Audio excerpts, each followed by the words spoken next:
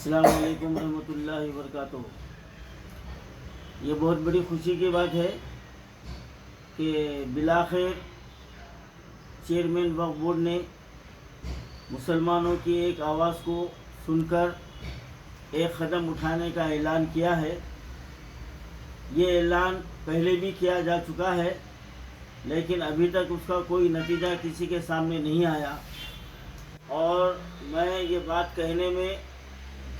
कभी पीछे नहीं हटूँगा कि जितने मुतवल्ली जो रुखुमात उसूल करते हैं, इस बात से चेयरमैन वक्फ बोर्ड वाकिफ़ हैं और उनके इंस्पेक्टर्स भी वाकिफ़ हैं। अब ये बात अलग है कि वो किस मसलहत की बिना पर उनके ख़िलाफ़ ख़त्म नहीं उठाना चाहते, लेकिन एक दिन तो ज़रूर आएगा कि वक्फ बोर्ड को इसके ताल्लुक़ से ख़त्म उठाना ही पड़ेगा, क्योंकि अब आवाम आपके ऐलाना सुनकर बज़्ज़न हो चुके हैं, बेजार हो चुके हैं, और किसी को ये तवक्को नहीं है कि आप ऐसे मुतवल्लियों के ख़िलाफ़ कोई क़दम उठाएंगे। लेकिन दूसरा एक अच्छा क़दम आपने ये उठाया है कि गरीब व नादार मैयतों के लिए आपने 5,000 रुपये बर वक्त देने का ऐलान भी किया है। और आज सुबह की मेरे पास जो रिपोर्ट आई है कि 2 मैयतों के लिए 5-5 हज़ार रुपये दिए जा चुके हैं। मैं इसके लिए आपको मुबारकबाद पेश करता हूँ कि आपने ये काम बहुत अच्छा काम किया है। लेकिन इसके साथ ही मैं अहम बात आपके सामने रखना चाह रहा हूँ कि शहर के किसी भी ख़बरस्तान में वहाँ पर ख़बर खोदने के लिए मुतवल्लियों की जानिब से गोरकनों को मुंतखब किया गया है और मुतवल्लियों की जानिब से ख़बर खोदने की रकम मुकर्रर की गई है। तो वहाँ पर 5,000 से 8,000 रुपये तक खोदने की रकम ली जा रही है, खुदवई के पैसे, और फिर पत्थर वगैरह के खर्च अलग है। तो अब यहाँ पर मैं चेयरमैन साहब से पूछना चाहता हूँ कि एक गरीब जो बिल्कुल नादार है, गरीब है, अब वो ख़बर की खुदवाई के लिए 5 से 8,000 रुपये कहाँ से लाकर खर्च करेगा?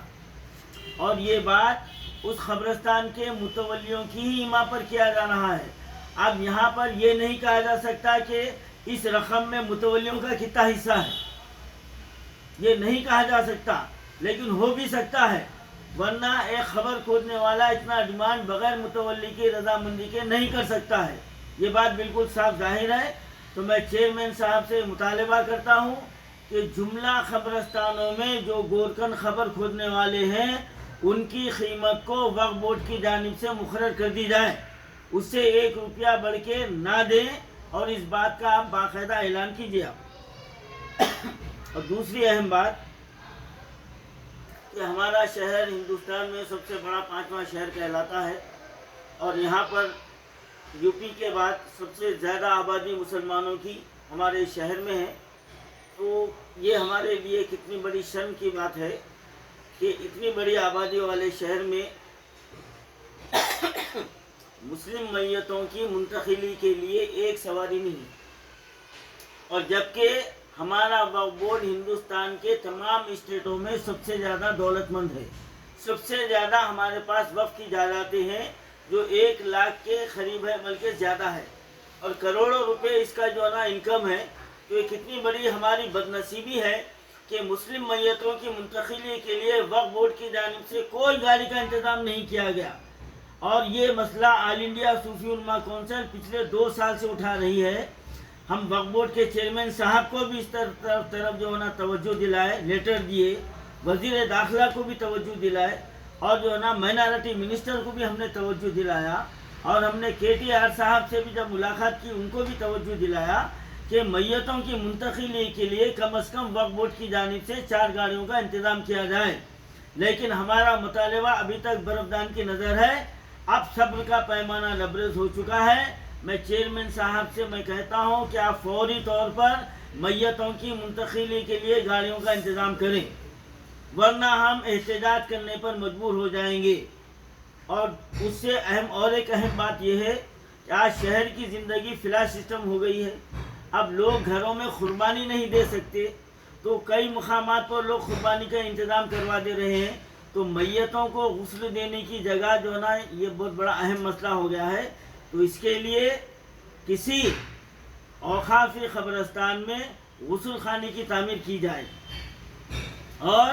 ایک موبائل غسل خانہ جو شہر میں گشت کرتا رہے، اور جہاں پر اس کی ضرورت ہو وہاں پر جو نا وہاں پر اس موبائل جو ہے نا غسل خانے میں غسل دینے کی سہولت ہو۔ یہ اہم، میں چیئرمین صاحب سے میں یہ پرزور خواہش کرتا ہوں، چیئرمین صاحب یہ وہ کام ہے، اگر آپ اپنی میعاد میں یہ کام کر لیں گے تو یقیناً آپ کے تمام اگلے پچھلے گناہ معاف ہو جائیں گے،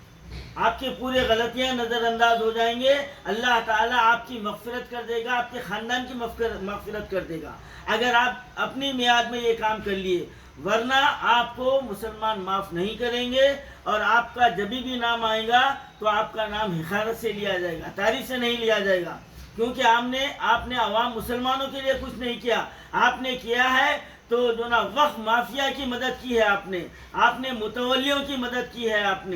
آپ مسلمانوں کے لیے کچھ نہیں کیا آپ نے، لیکن وقت ہے ابھی آپ کر لیجئے، یہ 3 کام کر لیجئے تو یقیناً اللہ تعالیٰ آپ پر، آپ کے خاندان پر رحم فرمائے گا، اور مسلمان آپ کے احسان مند رہیں گے کہ ہمارا وقف بورڈ کا چیئرمین اتنا بڑا جو نا کارنامہ انجام دیا ہے۔ میں امید رکھتا ہوں آپ اس جانب توجہ دیں گے۔